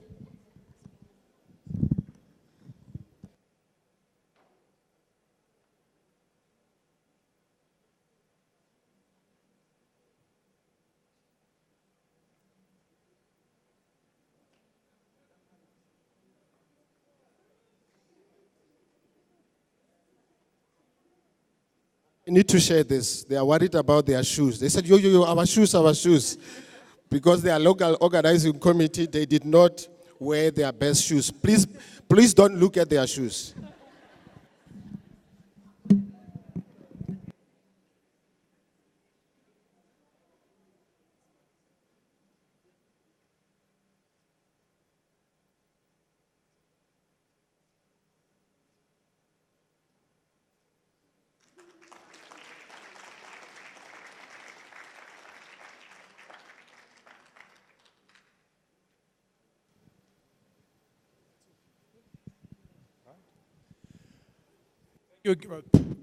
Thank you again, Mr. Machoba, as the project sponsor for this whole event. Your leadership has been appreciated. We're looking forward to seeing all of you here again next year. We hope you're inspired to go make a difference out there, and then to come and tell us about that next year, in how we change the country and the continent, as the previous speaker alluded to, one by one. And thank you for your presence, the speakers, the panelists, the moderators, and the delegates and the ATNSers. We love you. Thank you so much. Lunch will be served at the exhibition hall. Thank you.